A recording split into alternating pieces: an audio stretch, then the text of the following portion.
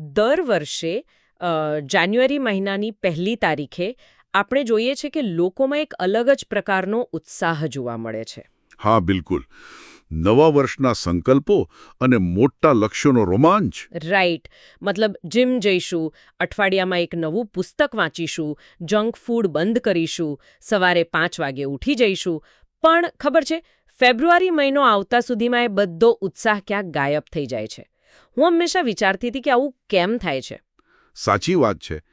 એ માનવ સ્વભાવની બહુ મોટી ભૂલભુલામણી છે. એટલે જ આજે ગુજરાતી ઓડિયો બુક ચેનલની આ ઊંડાણપૂર્વક ચર્ચામાં આપણે આ જ વિષય પર વાત કરવાના છીએ. આપણી પાસે શેલ્ડન હાઉનું બહુ જ પ્રખ્યાત પુસ્તક છે, હાઉ ટુ બી ડિસિપ્લિન્ડ. બહુ જ રસપ્રદ પુસ્તક છે. હા, અને આમાં રજૂ થયેલા કેટલાક અત્યંત આશ્ચર્યજનક વિચારોનું આપણે વિશ્લેષણ કરીશું. એ સમજવાનો પ્રયાસ કરીશું કે શિસ્ત એટલે કે ડિસિપ્લિન એ કોઈ કઠોર સજા નથી, પણ આમ સાચા અર્થમાં જીવનમાં સ્વતંત્રતા મેળવવાનો એકમાત્ર માર્ગ છે. ચલો આને થોડું સમજીએ. જુઓ, મોટાભાગના લોકો એવી ભ્રમણામાં જીવે છે કે જીવનમાં કોઈ પણ મોટો પહાડ પાર કરવા માટે માત્ર પ્રેરણાની જરૂર છે. એટલે કે મોટિવેશન હોય તો બધું થઈ જાય. એવું નથી હોતું. ના, વાસ્તવિકતા સાવ અલગ છે. મોટિવેશન એ માત્ર વાહનના સ્ટાર્ટર જેવું કામ કરે છે. એ બસ શરૂઆત કરાવે છે. પણ લાંબી યાત્રાને ચાલુ રાખવા માટે જે સતત ઈંધણ જોઈએ ને, તે શિસ્ત છે. બરાબર. પણ જ્યારે શિસ્તની વાત આવે છે, ત્યારે સામાન્ય રીતે લોકો એવું જ માનતા હોય છે કે આ તો કોઈ જન્મજાત ભેટ છે. હા, લોકોને એમ કે અમુક લોકો જન્મથી જ સવારે વહેલા ઉઠી શકવા માટે પ્રોગ્રામ થયેલા હોય છે. એક્ઝેક્ટલી. જેણે એમના ડીએનએમાં જેવું લખેલું હોય. પણ આ સૌથી મોટી ગેરસમજ છે જે લોકોને આગળ વધતા રોકે છે. હું સમજાવું. શિસ્ત એ ડીએનએમાં લખાયેલી વસ્તુ નથી. એ સાયકલ ચલાવવા કે તરવા જેવું જ એક કૌશલ્ય છે. ઓહો, એટલે કે એક સ્કિલ છે જેને શીખી શકાય. બિલકુલ. ધીમે ધીમે પ્રેક્ટિસથી એને વિકસાવી શકાય. આને સમજવા માટે સોર્સ મટીરિયલમાં એક બહુ જ સુંદર રૂપક આપેલું છે. કલ્પના કરો એક વિશાળ નદીની. જો એ નદીના પાણીને કિનારાઓનું કોઈ બંધન ન હોય તો એ સાવ બેકાબૂ બની જશે. સ્વાભાવિક છે. પાણી ગમે ત્યાં ફેલાઈ જશે, ગામડાઓમાં ઘૂસી જશે અને માત્ર વિનાશ જ કરશે. સાચી વાત. અને તેનાથી વિપરીત, જો એ જ પાણી બે મજબૂત કિનારાઓની વચ્ચે શિસ્તબદ્ધ રીતે વહે તો શું થાય? તો એ જ પાણી માર્ગમાં આવતા ખેતરોને લીલાછમ કરે, વીજળી ઉત્પન્ન કરે. એક્ઝેક્ટલી. આપણી અંદર રહેલી પ્રતિભા કે ટેલેન્ટ એ આ નદીના પાણી જેવું જ છે. ગમે તેટલું અદ્ભુત ટેલેન્ટ કેમ ન હોય, તેને યોગ્ય દિશામાં અને ફળદાયી રીતે વહેવા માટે શિસ્તરૂપી મજબૂત કિનારાઓની નિરંતર જરૂર પડે છે. હા, આ વાત પરથી મને પેલા ક્રિકેટ રમતા બાળકનું ઉદાહરણ યાદ આવે છે. પેલું પુસ્તકમાં આપેલું છે એ જ ને?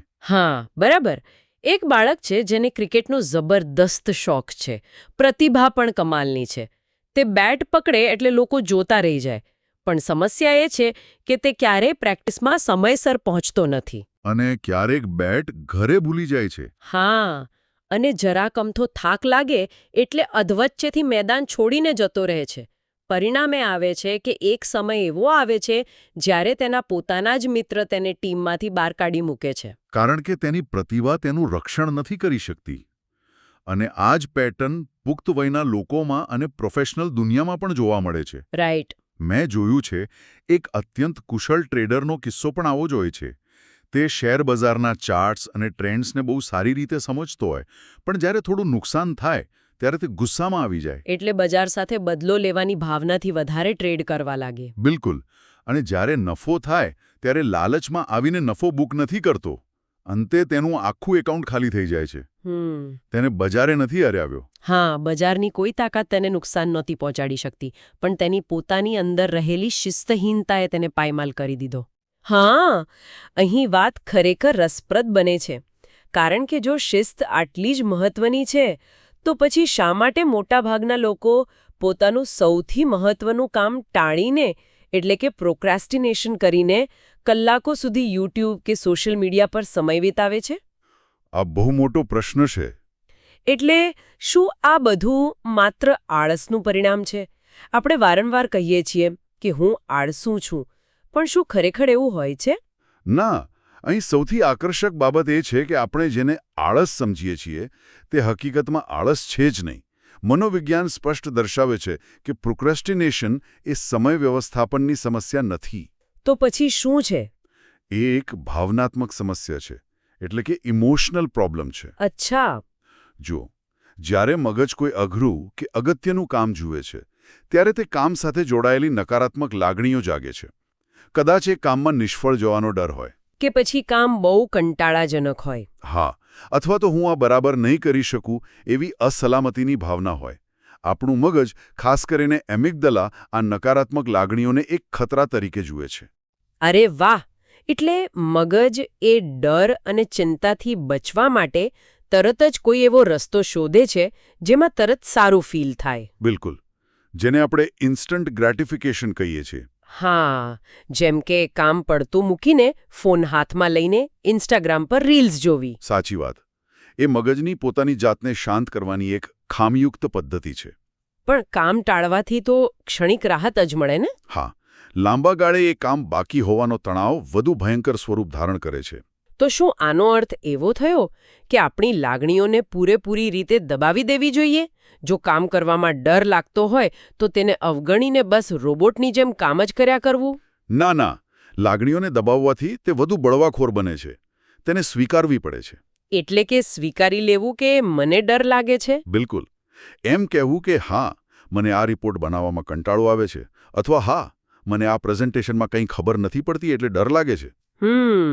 એવો હળવો સ્વીકાર કર્યા પછી શું કરવું જોઈએ? એક બહુ જ અસરકારક માર્ગ છે 2 મિનિટનો નિયમ, 2 મિનિટ રૂલ. અરે હા. એટલે કે જો કોઈ કામ 2 મિનિટમાં થઈ શકતું હોય તો તેને તરત જ પતાવી દેવું. હા, આ 2 મિનિટના નિયમ પાછળનું વિજ્ઞાન બહુ જ કમાલનું છે. મેં ક્યાંક વાંચ્યું હતું કે જ્યારે આપણે કોઈ પણ નાનકડું કામ પૂરું કરીએ છીએ, પછી ભલે તે ઈમેલનો 2 લાઇનમાં જવાબ આપવાનો હોય કે માત્ર ડસ્ટબિનમાં કચરો નાખવાનો હોય, ત્યારે મગજ ડોપામાઇન નામનું કેમિકલ રિલીઝ કરે છે. સાચી વાત છે. અને આ ડોપામાઇન આપણને એક નાનકડી જીતનો અહેસાસ કરાવે છે. આપણું મગજ જે પહેલા ચિંતા અને એન્ઝાઇટીના મોડમાં હતું, તે હવે મોમેન્ટમ એટલે કે ગતિ પકડે છે. બિલકુલ. એક નાનું કામ પૂરું થવાથી બીજું થોડું મોટું કામ કરવાની હિંમત મળે છે. આ બાબત પ્રોક્રેસ્ટિનેશનની સાંકળને મૂળમાંથી તોડી નાખે છે. ખરેખર. અને આ યાત્રા કેવી હોય છે તેને વધુ જીવંત રીતે સમજવા માટે સોર્સ મટીરિયલમાં ઋતિકની એક બહુ સરસ વાર્તા આપેલી છે. હા, ઋતિકની વાર્તા બહુ જ રિલેટેબલ છે. બિલકુલ. ઋતિક એક સામાન્ય યુવાન છે જે દિલ્હીના એક નાના ફ્લેટમાં રહે છે. તે પોતાની 9 થી 5ની નોકરીથી સંતુષ્ટ નથી. તેને અંદરથી સતત લાગ્યા કરે છે કે જીવનમાં કંઈક મોટું કરવું છે, પણ તે ક્યારેય શરૂઆત નથી કરી શકતો. પછી એક રાત્રે અચાનક મોટિવેશનમાં આવી જાય છે. હા, હાઉ ટુ બી ડિસિપ્લિન્ડ જેવા પુસ્તકોમાંથી પ્રેરણા લે છે અને રાતના 2 વાગ્યે અત્યંત ઉત્સાહમાં આવીને કાગળ પર મોટા મોટા લક્ષ્યો લખે છે. જેમ કે આવનારા 6 મહિનામાં 10 કિલો વજન ઘટાડવું, રોજ 2 કલાક નવું કોડિંગ શીખવું અને જંક ફૂડનો સંપૂર્ણ ત્યાગ કરવો.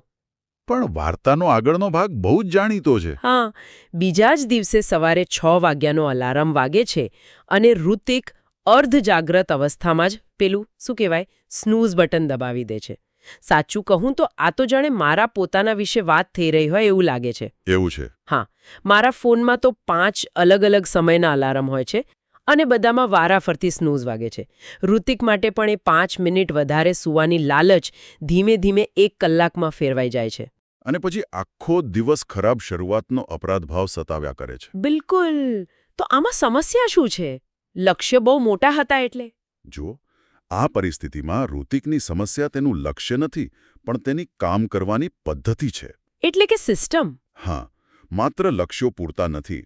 લક્ષ્યો એક ગંતવ્ય સ્થાન છે જે આપણે પહોંચવું છે, પણ ત્યાં સુધી પહોંચાડનાર વાહન એ આપણી સિસ્ટમ છે. ઓકે. જ્યારે ઋતિક માત્ર મારે 10 કિલો વજન ઘટાડવું છે એવા લક્ષ્ય પર ધ્યાન કેન્દ્રિત કરે છે, ત્યારે એ લક્ષ્ય એક બહુ મોટો અને અશક્ય પહાડ જેવો લાગે છે. સવારે 6 વાગે પથારીની હૂંફ છોડતી વખતે મગજને 10 કિલો વજન ઘટાડવાનો ફાયદો નથી દેખાતો. તેને માત્ર પથારીની હૂંફ દેખાય છે. બિલકુલ. આનો અર્થ એ થયો કે લક્ષ્ય નક્કી કરવું એ અંતિમ પરિણામ એટલે કે આઉટપુટ છે, જ્યારે સિસ્ટમ એ રોજબરોજની પ્રક્રિયા એટલે કે ઇનપુટ છે. સાચી વાત. સિસ્ટમ બનાવવાનો સૌથી મોટો ફાયદો એ છે કે તે પેલું ડિસિઝન ફટીગ એટલે કે નિર્ણય લેવાનો થાક ઘટાડી દે છે. એ કેવી રીતે? જરા સમજાવશો. આપણી ઈચ્છા શક્તિ એક બેટરી જેવી છે. સવારથી લઈને સાંજ સુધી નાના નાના નિર્ણયો લઈને, જેમ કે શું પહેરવું, ટ્રાફિકમાં કયા રસ્તે જવું, આ બધું કરીને બેટરી ખાલી થતી જાય છે. બરાબર. જો સવારે ઉઠીને પણ એવો નિર્ણય લેવો પડે કે આજે દોડવા જવું કે નહીં, તો થાકેલું મગજ હંમેશા ના જ પાડશે. બિલકુલ સાચી વાત. અને આ ડિસિઝન ફટીગથી બચવા માટે જ ઋતિકે પોતાની વ્યૂહરચના બદલી.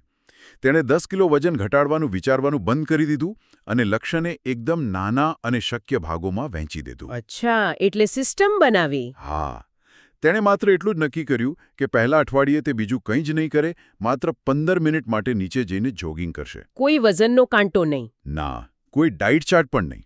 માત્ર 15 મિનિટની સિસ્ટમ. હા, અહીં સિસ્ટમ બનાવવાની એક જબરદસ્ત ટેકનિક આવે છે, જેને હેબિટ સ્ટેકિંગ કહેવાય છે. હા, હેબિટ સ્ટેકિંગ એટલે કે નવી આદતોને જૂની આદતોની ઉપર ગોઠવવી. રાઈટ.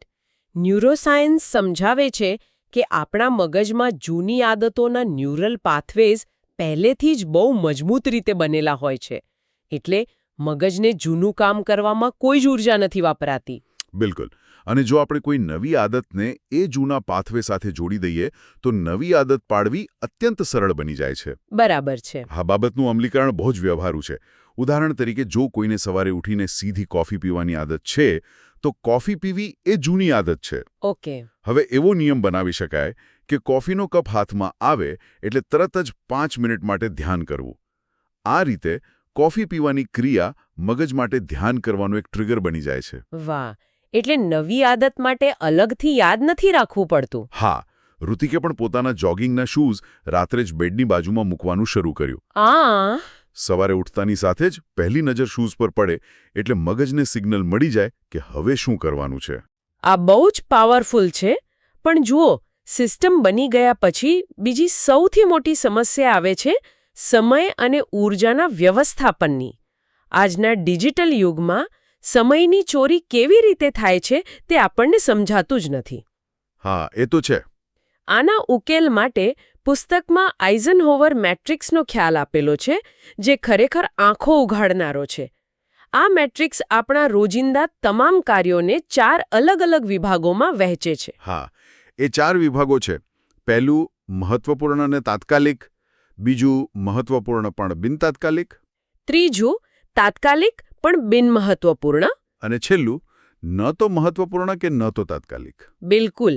પણ આમાં સૌથી મોટી છેતરપિંડી ત્રીજા વિભાગમાં થાય છે. હા, જે કાર્યો તાત્કાલિક છે પણ જરાય મહત્વના નથી. સાચી વાત. કલ્પના કરો કે તમે કોઈ અગત્યનું કામ કરી રહ્યા છો અને અચાનક ફોનની રિંગ વાગે છે. રિંગ વાગે એટલે તાત્કાલિક છે, તમારે ફોન ઉપાડવો જ પડે. રાઈટ. પણ ફોન ઉપાડો ત્યારે ખબર પડે કે માત્ર કોઈ ક્રેડિટ કાર્ડ વેચતા સેલ્સમેનનો કોલ હતો. તમારું ધ્યાન ભંગ થઈ ગયું, સમય બગડો અને સરવાળે કોઈ જ મહત્વનું કામ ન થયું. અને લોકો પોતાનો આખો દિવસ આવા બીજા લોકો દ્વારા ઊભા કરાયેલા તાત્કાલિક કાર્યોમાં જ વિતાવી દે છે. જ્યારે સાચી સફળતા અને કાયમી શિસ્ત એ બીજા વિભાગમાં છુપાયેલી છે. જે કાર્યો મહત્વપૂર્ણ છે પણ બિનતાત્કાલિક છે. બરાબર. જેમ કે સ્વાસ્થ્ય માટે વ્યાયામ કરવો, પોતાના ક્ષેત્રમાં કોઈ નવું કૌશલ્ય શીખવું અથવા ભવિષ્યનું આયોજન કરવું. આ કાર્યો કરવા માટે કોઈ તમારી માથે ઊભું રહીને બૂમો નથી પાડતું. હા, આજે વ્યાયામ નહીં કરો તો આજે જ હાર્ટ એટેક નહીં આવી જાય. એટલે લોકો તેને ટાળ્યા કરે છે. પણ લાંબા ગાળે આ જ કાર્યો વ્યક્તિની પ્રગતિ નક્કી કરે છે.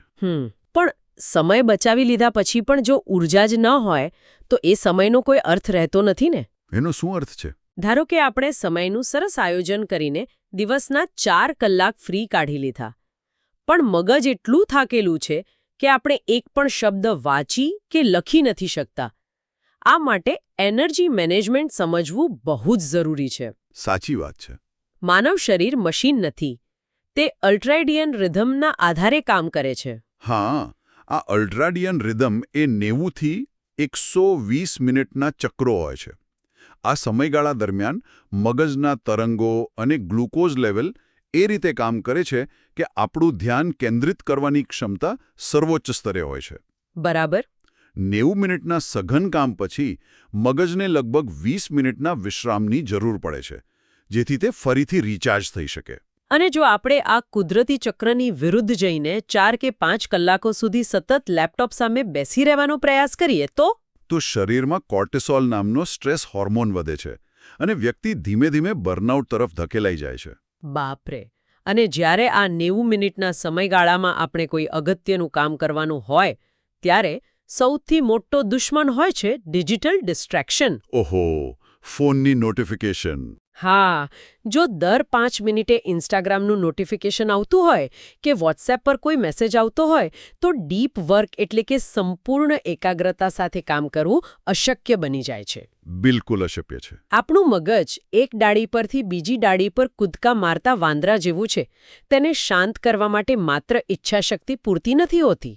એટલે જ આ વાંદરા જેવા મગજને કાબૂમાં લેવા માટે ઋતિકે પર્યાવરણની ડિઝાઇન અથવા એન્વાયરમેન્ટ ડિઝાઇનનો આશરો લીધો. એ શું છે? તેણે સમજી લીધું કે જો ફોન તેના ટેબલ પર જ પડ્યો હશે તો તેને ચેક કરવાની તીવ્ર ઈચ્છા વારંવાર થવાની જ છે. કારણ કે ફોન જોવાથી મળતો ડોપામાઇન બહુ આકર્ષક હોય છે. રાઈટ. એટલે ઋતિકે ડીપ વર્ક કરતી વખતે પોતાનો ફોન સાયલેન્ટ કરીને બીજા રૂમમાં મૂકી દેવાનું શરૂ કર્યું. વાહ! આ બહુ જ પાવરફુલ ટેકનિક છે. તમારી આસપાસનું ભૌતિક વાતાવરણ એવું હોવું જોઈએ જે તમને તમારા લક્ષ્ય તરફ દોરી જાય, ન કે વિચલિત કરે. સાચી વાત. બિનજરૂરી એપ્સ ડિલીટ કરવી, નોટિફિકેશન બંધ રાખવા, એ બધું આ પર્યાવરણ ડિઝાઇનનો જ ભાગ છે. હવે જ્યારે ઋતિકે આ સિસ્ટમ્સ અને વાતાવરણ સેટ કરી લીધું ત્યારે યાત્રામાં આગળ જતા એક બહુ જ મોટો અને કદાચ સૌથી અગત્યનો બદલાવ આવે છે. ઓળખમાં બદલાવ. હા, જેને આઇડેન્ટિટી શિફ્ટ કહેવાય છે. બિલકુલ. આ બદલાવ એક નાની અમથી ઘટનાથી સમજાય છે. એક શનિવારની સાંજે ઋતિકના મિત્રો તેને લેટ નાઇટ પાર્ટીમાં બોલાવે છે. અગાઉનો ઋતિક હોત તો તે તરત જ જતો રહ્યો હોત. હા, પણ હવે જો તે પાર્ટીમાં જાય તો મોડે સુધી જાગવું પડે અને તેની રવિવારની સવારની જોગિંગની સિસ્ટમ તૂટી જાય. ઋતિક સ્પષ્ટ શબ્દોમાં પાર્ટીમાં જવાની ના પાડી દે છે. અને આવું જ બીજું ઉદાહરણ એ પણ છે કે ઓફિસમાં લંચ પછી જ્યારે બધા લોકો મીઠાઈ ખાઈ રહ્યા હોય છે ત્યારે ઋતિક તેનું મનપસંદ ગુલાબજાંબુ ખાવાનું પણ વિનમ્રતાથી ટાળે છે. હા. બહારથી જોતા આ બહુ સામાન્ય ઘટનાઓ લાગે છે, પણ મનોવિજ્ઞાનની દૃષ્ટિએ આ બહુ મોટી વાત છે. એક્ઝેક્ટલી. આ દર્શાવે છે કે ઋતિક હવે હું શિસ્તબદ્ધ થવાનો પ્રયાસ કરી રહ્યો છું એવી અસ્થાયી માનસિકતામાંથી બહાર આવી ગયો છે. રાઈટ. હવે તેણે હું એક શિસ્તબદ્ધ વ્યક્તિ છું એવી કાયમી ઓળખ અપનાવી લીધી છે. અને જ્યારે તમારી ઓળખ બદલાય છે ત્યારે તમારે કોઈ કામ કરવા માટે બહારના મોટિવેશનની જરૂર નથી પડતી. આંતરિક પ્રેરણા આપોઆપ જ જન્મે છે. બિલકુલ. કારણ કે હવે તમારી દરેક ક્રિયા તમારી નવી ઓળખ સાથે સુસંગત થવાનો પ્રયાસ કરે છે. પણ શિસ્તનો આ રસ્તો ક્યારેય સીધી રેખામાં નથી હોતો ને. ઋતિકના જીવનમાં પણ મોટો પડકાર આવે છે. હા, એ ઓફિસનો પ્રોજેક્ટ? હા, તે ઓફિસના એક બહુ જ અગત્યના પ્રોજેક્ટમાં ખરાબ રીતે નિષ્ફળ જાય છે. ટીમ સાથે સંકલન ન થવાથી તે સમયસર કામ પૂરું નથી કરી શકતો અને મેનેજરની સામે તેને ભારે ઠપકો સાંભળવો પડે છે. આ એ જ નિર્ણાયક ક્ષણ હતી જ્યારે સામાન્ય વ્યક્તિ જૂની આદતો તરફ પાછો વળી જાય છે.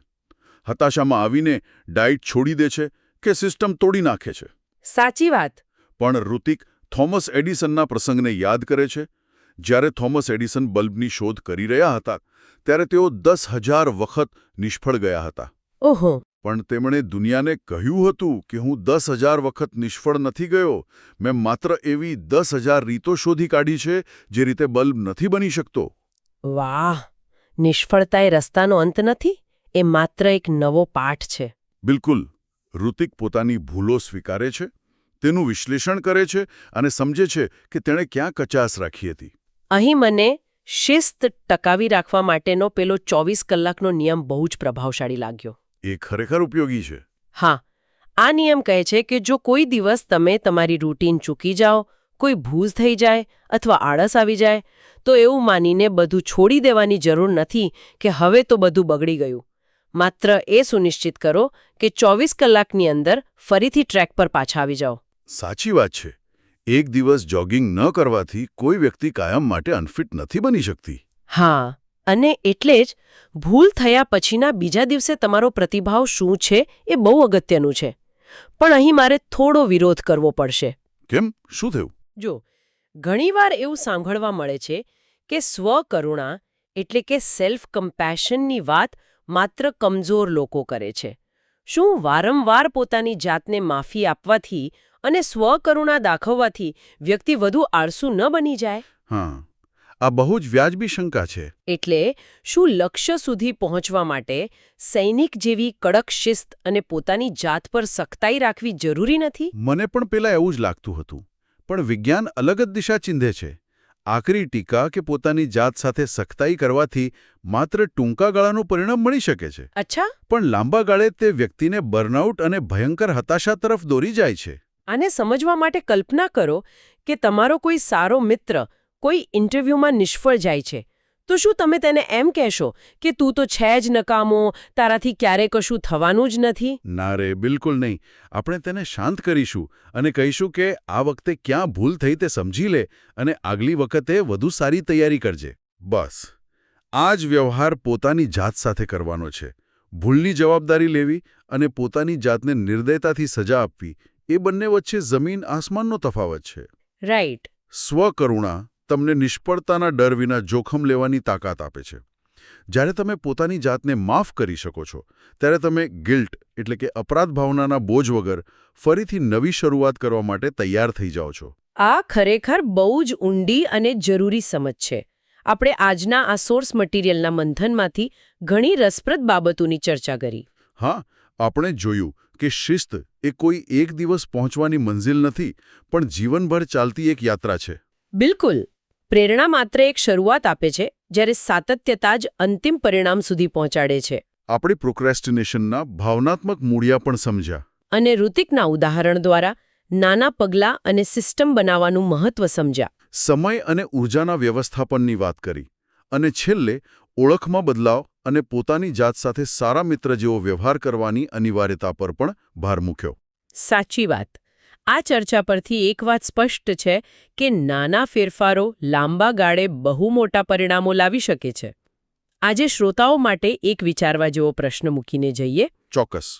જો શિસ્ત એ ખરેખર એક સ્નાયુ અથવા મસલ સમાન હોય, તો એવું કયું નાનું વજન છે જે ઊંચકવાનું વારંવાર ટાળવામાં આવી રહ્યું છે? હા, બહુ સારો પ્રશ્ન છે. કદાચ એ કોઈ અઘરો ફોન કોલ કરવાની વાત હોય, કદાચ સાંજે 10 મિનિટ ચાલવા જવાની વાત હોય, કે પછી કોઈ નવું પુસ્તક શરૂ કરવાની વાત હોય. હા. જરા કલ્પના કરો કે જો આજથી જ એ નાનકડું વજન ઊંચકવાનું શરૂ કરી દેવામાં આવે, તો આવનારા 5 વર્ષમાં જીવનનું ચિત્ર કેટલું અલગ અને કેટલું સુંદર હશે. ખરેખર અદ્ભુત વિચાર છે. તો આ ઊંડાણપૂર્વક ચર્ચામાં જોડાવા બદલ ખૂબ ખૂબ આભાર અને શિસ્તની આ રોમાંચક યાત્રામાં સતત આગળ વધતા રહો.